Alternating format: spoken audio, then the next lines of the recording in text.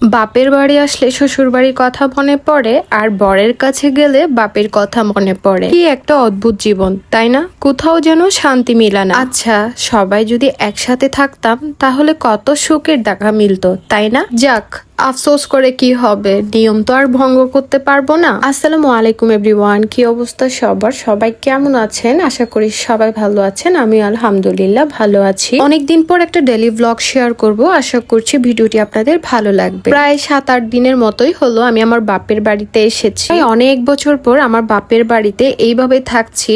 আব্বু মারা যাওয়ার পর এইভাবে টানা কখনোই থাকা হয়নি। এখন যেহেতু আম্মু অসুস্থ, আম্মুকেও দেখতে এসেছি এবং আমার থাকাও হয়ে যাচ্ছে। ভিডিওগুলো আপনাদের এলোমেলো লাগতে পারে, যেহেতু হচ্ছে আমি প্রতিদিনের একটু একটু করেই ভিডিও করেছি, মানে সবকিছু ক্লিপ একসাথেই আমি একটা ব্লগে শেয়ার করছি, সো একটু এলোমেলো লাগতে পারে। এই যে ছাদ বাগানগুলো দেখছেন, এগুলো আমার আব্বুর অনেক শখের বাগান। এইগুলো আমার আব্বু নিজের হাতেই লাগিয়েছে, সবকিছু নিজের হাতেই পরিচর্যা করত। আব্বু মারা যাওয়ার পর এখন হচ্ছে আমার ছোট চাচুই সবকিছু দেখাশোনা করে। মানুষটার সবকিছুই আছে, কিন্তু মানুষটাই নেই। তাকে না অনেক মিস করি। সেদিন ফ্রাইডেতে হচ্ছে আব্বুর 9 মাসের ফাতেহা ছিল। একদম শর্টকাটের মধ্যেই সবকিছু করেছি। আম্মুকে বলেছিলাম বিরিয়ানি রান্না করার জন্য। অনেক দিন হয়ে গিয়েছে আমি বিরিয়ানি খাচ্ছি না আম্মুর হাতের। তো আম্মু হচ্ছে অনেক মজা করে বিরিয়ানি রান্না করেছিল, তার সাথে একটা সালাদও করেছে। সো আমরা হচ্ছে সেদিন অনেক মজা করে লাঞ্চ করেছি। আমার বাবাকে আমি সবসময় মিস করি, বাবার কথা আমি সব সময় মনে পড়ে। মাকে হারিয়েছিলাম সেই 9 বছর আগে, আর এখন বাবাকে হারিয়ে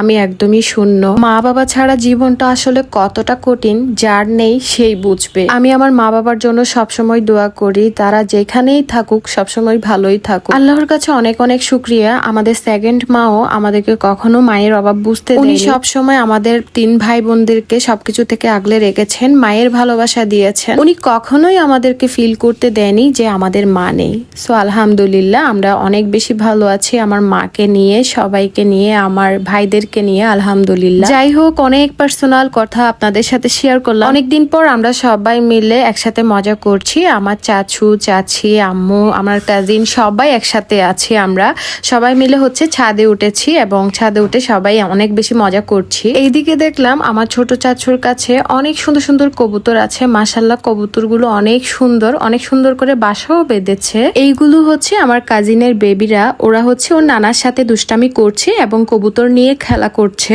এরপর হচ্ছে আমার কাজিনের সাথে একটু বের হয়েছিলাম। আমার কাজিনের হচ্ছে কিছু মেডিসিন নেওয়ার ছিল, আর হচ্ছে একটু পার্লারে গিয়েছিলাম ওর সাথে। কাজ শেষ করে বাসায় এসে দেখলাম আম্মু অনেক সুন্দর করে পিঠা বানাচ্ছে, আর এটা হচ্ছে পাটিসাপটা পিঠা। এই পিঠাটা আমি অনেক বেশি পছন্দ করি, তাই হচ্ছে আম্মু বানিয়েছে সেদিন।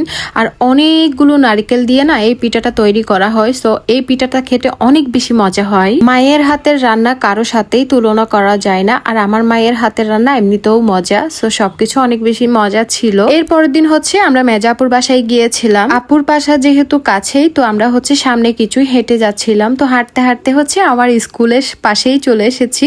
দেন তারপর হচ্ছে স্কুলে ঢুকলাম, আর স্কুলে ঢুকে হচ্ছে একটু ভিডিও করলাম আমার মানে ছোটবেলার স্মৃতি। এই স্কুলে হচ্ছে আমি পড়াশোনা করেছি, কত স্মৃতি আছে এই স্কুলে। এরপর হচ্ছে মেজাপুর বাসায় চলেও এসেছি। এখানে এসে হচ্ছে আমরা অনেকক্ষণ বসেছিলাম, আপুদের সাথে আড্ডা দিয়েছি, কথা বলেছি। দেন তারপর হচ্ছে আমার আপু অনেক অনেক সুন্দর নাস্তা দিয়েছে আমাদেরকে। নাস্তাতে অনেক কিছুই রেডি করেছে এবং সব নাস্তাই কিন্তু অনেক বেশি মজা হয়েছে। আম্মু, আমি এবং আমার কাজিন সহ আমরা সবাই একসাথে গিয়েছি মেজা আপুকে দেখতে। এই ডেজার্ট গুলো খেতে অনেক বেশি মজা ছিল। আপু হচ্ছে ডাবের পুডিংও বানিয়েছে। সব খাবারই কিন্তু অনেক বেশি মজা হয়েছে। আমরা হচ্ছে অনেক মজা করে খেয়েছি। এটা হচ্ছে আমার মেজাপুর বেবি এবং ছোটটা হচ্ছে ও জায়ের বেবি। তো 2 বোন হচ্ছে অনেকক্ষণ মজা করছে, একজনকে একজন হচ্ছে আদর করছে। এরপর হচ্ছে আমরা 3 বোন মিলে অনেকক্ষণ টানা আড্ডা দিয়েছি। আপু যেহেতু ক্যামেরার সামনে আসে না, তো ওকে দেখাতে পারলাম না।